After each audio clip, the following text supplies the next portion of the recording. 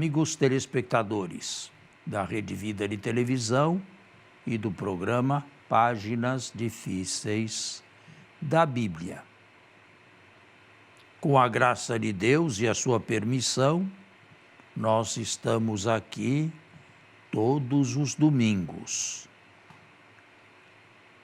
Em anos já longamente transcorridos, e acredito que este programa faça bem a muitos. Eu não me faço ilusões.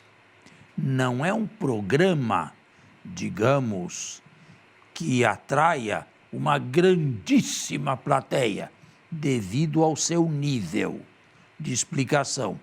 Mas eu me daria por muito feliz se pessoas católicas, inteligentes, exigentes intelectualmente, se aproveitassem destes minutos, destes momentos, para consolidar melhor a sua fé. É este o meu intuito e é esta a minha missão. Bom dia, Padre Fernando, bom dia a você que dominicalmente nos acompanha aqui através da Rede Vida, em nosso encontro semanal no Páginas Difíceis da Bíblia. Padre, torna-se um programa inteligente, difícil, mas um programa que, em sua conclusão, devemos confessar. É muito útil e agradável até para o aperfeiçoamento da nossa fé, né? Porque este programa, ele é inteiramente bíblico, o que nos dá possibilidade de degustar mais e melhor nas catequeses, nos sacramentos que participamos, na pastoral que exercemos, maior profundidade, né? Então, não deixa de ser uma bênção participar desse programa e, através da Rede Vida de televisão, tê-lo em nossos lares aqui no nosso Brasil. Muito bem. Nós terminamos toda uma reflexão longa e histórica a respeito da pré-história de Israel, com as duas monarquias. Eu agora entraria no ciclo de Abraão, chamando a atenção, já que sabemos que este ciclo foi montado tardiamente, muitos séculos depois daquilo que gostaria de narrar, com alguns personagens escolhidos a dedo e tendo eles recebido nomes também. Abraão, quem foi? Aqui eu digo o que já disse em outras ocasiões. É melhor falarmos do Abraão bíblico do que do Abraão histórico. Do Abraão histórico, com absoluta certeza histórica, nós não sabemos absolutamente nada. No entanto, o texto aí está,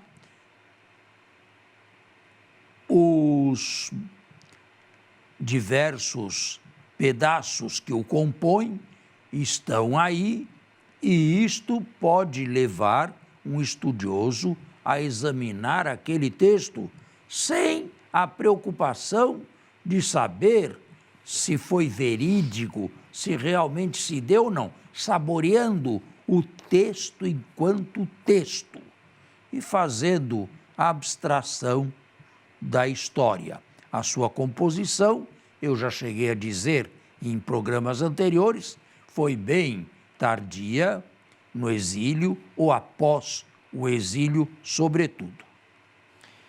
Pensar, padre, no Abraão bíblico, ao pensar num Abraão bíblico, corrijo a introdução do meu questionamento, porque ao pensar no Abraão bíblico, eu tenho que fazer cisão com o Abraão histórico.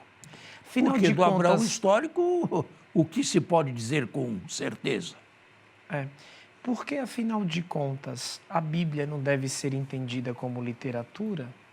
Sim, mas nem toda literatura é histórica. Nem toda. Um romance não é histórico. Mas o que eu entendo por histórico? Porque Você não entende por seria... histórico somente aquilo que aconteceu? Então, é essa a questão, porque não seria um pouco anacrônico jogar para uma tradição do pós-exílio uma literatura e chamá-la de histórica ou não histórica? Mas não somos nós que chamamos de histórica. É quem tem cultura menor a respeito de Sagrada Escritura. Esses aí continuam até hoje, a meu ver, a defender a historicidade de Abraão como se ela fosse a base necessária, absolutamente necessária, para que o texto pudesse falar ainda hoje. Nenhum de nós tem esta certeza. E não podemos inventar história.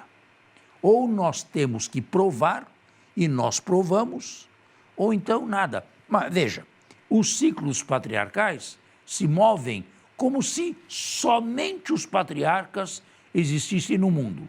Não há nenhum nome nesses ciclos que possa ser encontrado na literatura coeva não bíblica. Nenhum nome. E do lado de lá também, nenhum nome que conhecemos pela literatura extra-bíblica daquela época é encontrado aqui. Portanto, não há como estabelecer um laço entre um trecho, entre um pedaço e o que sabemos de fora da Bíblia. Não pense que também lá fora da Bíblia, na literatura extra-bíblica, tudo seja histórico também. Claro que não. Neste caso, ao olhar para o personagem Abraão bíblico, o que é que eu tenho que colher na leitura? Já que eu não sou capaz de encontrar nela uma historicidade de ser. E isto não seria o mais importante também. Eu tenho que encontrar o quê? Uma mensagem catequética? Você tem que encontrar uma mensagem bíblica, em primeiro lugar. Quer dizer, fazer a exegese perfeita quanto possível e buscar mas seria já teologia bíblica, buscar a teologia do texto. Buscar saber o que o texto narra ao leitor hoje. O texto, não o que poderia estar por detrás do texto e que não chegou até nós de jeito nenhum. No caso de Abraão, 12 capítulos são dedicados a ele no seu ciclo? De 12 a 26. Ou 12 a 25, melhor. Então, nesses primeiros capítulos, do 12 ao 25, onde Israel fala sobre Abraão, o que de interessante a gente poderia apresentar para o nosso público? Sua vocação, saída tudo aí da é interessante, terra. claro. Algumas peças são peças de grandíssimo valor. E são essas as mais utilizadas pela liturgia na primeira parte da Eucaristia, na liturgia bíblica, não é? Que vem antes da celebração eucarística propriamente dita. Você falou em vocação. É importante. Cada um de nós tem sua vocação e teve também a história de sua vocação. Aqui começa o ciclo falando da vocação não de um anjo, não de um herói, não de um semideus, mas de um pastor de gado miúdo, silencioso, honesto, humilde, bom, que Israel construiu para si, independente do resto todo, como exemplo a ser seguido e como alguém que pudesse figurar à frente da sua pré-história. Então, Abraão foi preparado na literatura bíblica como aquele que reúne em si todas as categorias que um judeu precisava ter. Podemos Mais ou dizer. menos isso. Mais ou menos isso. Sobretudo, é um homem obediente a Deus, do início ao fim da sua carreira. Temos que fazer o intervalo e já regressamos.